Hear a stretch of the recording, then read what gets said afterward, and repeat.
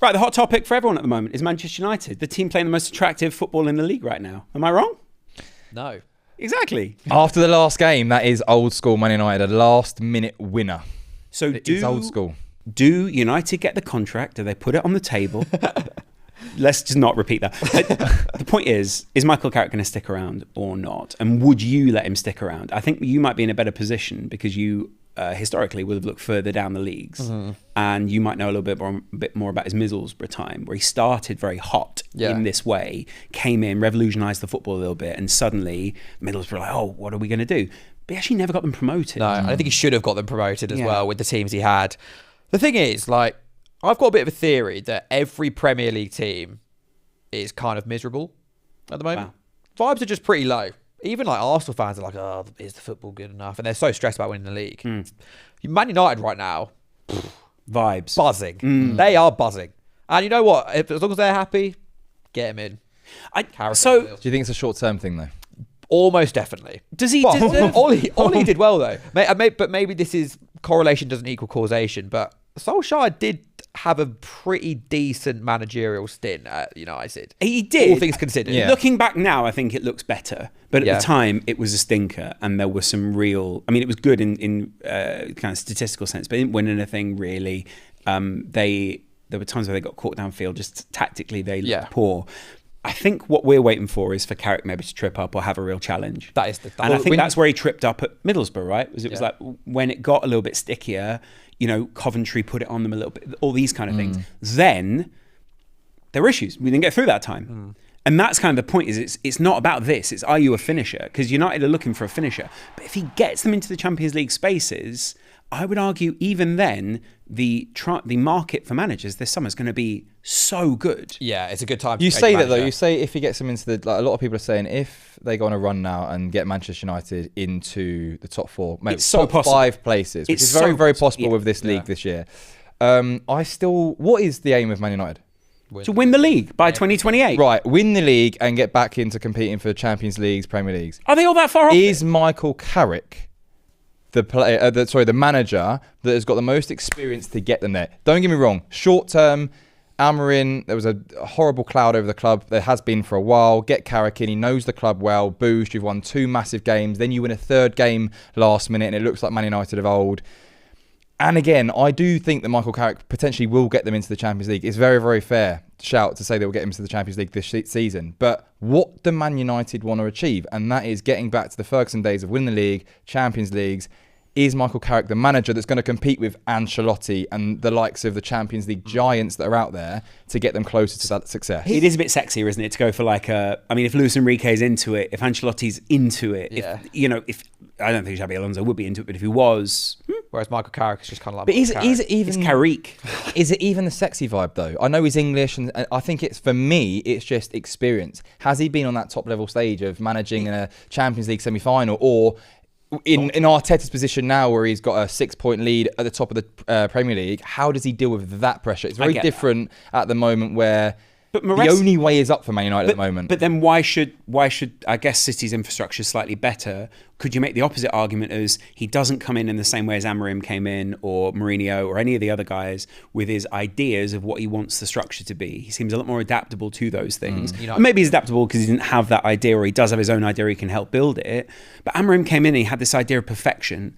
I wonder if the reason Carrick is succeeding is because he's got to succeed for the now, and it's not about, I'm going to get rid of you and you're going to be terrible and you're not going to be in the team anymore. He doesn't have to lay down the law. He just goes, Casemiro, get out there and be Casemiro. Get out there, Mainu, and be Mainu. He wants to, if he brings Rashford back, he becomes a club hero.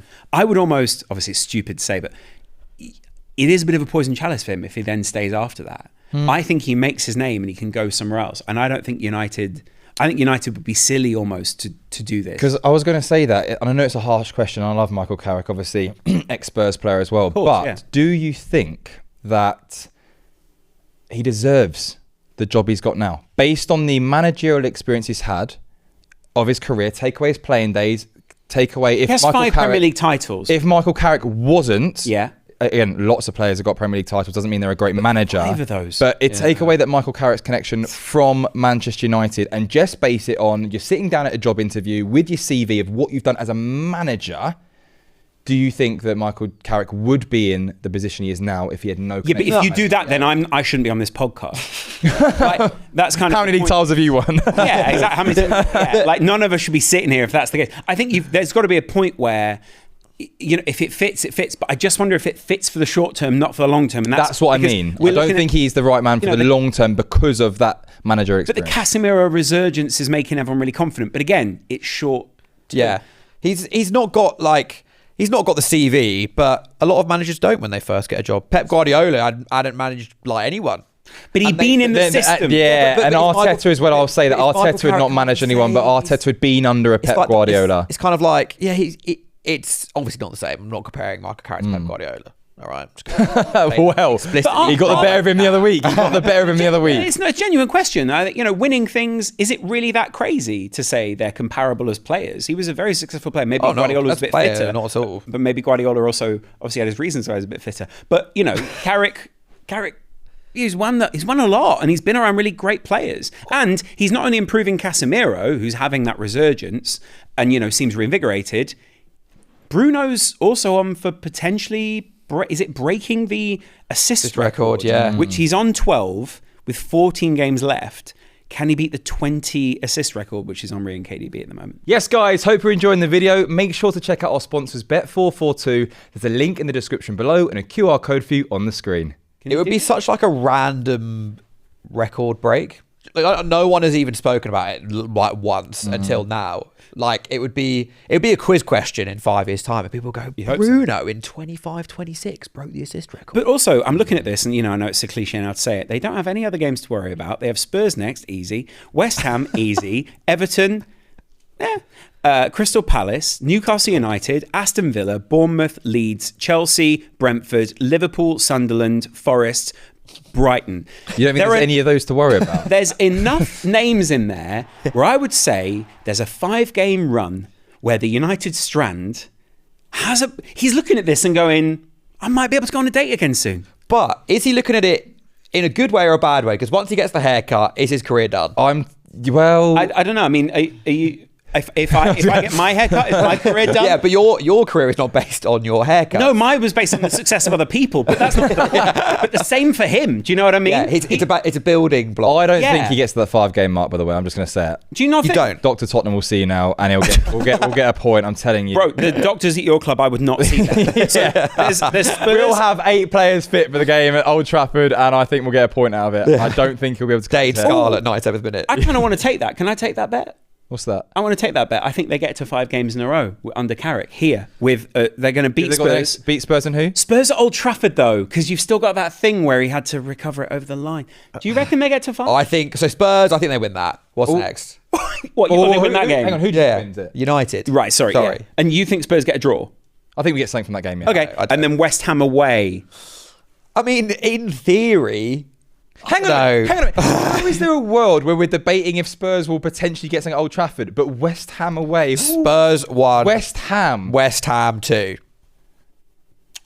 Understood. Okay, great. And that's where you sit down. Okay, so the real final question is, and I think it's well worth asking, what do we think Carrick is basically in the job or not come the start of next season? I think the managerial market this summer is too good for Man United to take the risk on Michael Carrick now, because potentially... I mean, not that he would take the job.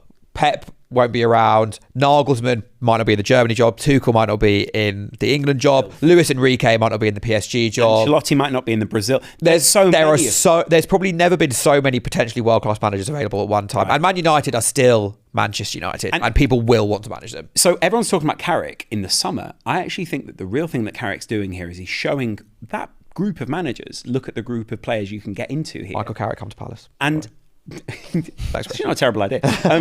I think it works. I think Michael Carrick will be in a job this summer, but it won't be at Manchester United. And I think... do you agree? Glasner to Man United. Yeah, I don't think he'll be the Man United... what was that? Managerial squad. Glasner to Manchester United. I actually don't think Glasner will go to United, but... Guys, let us know. Let us know in the comments below.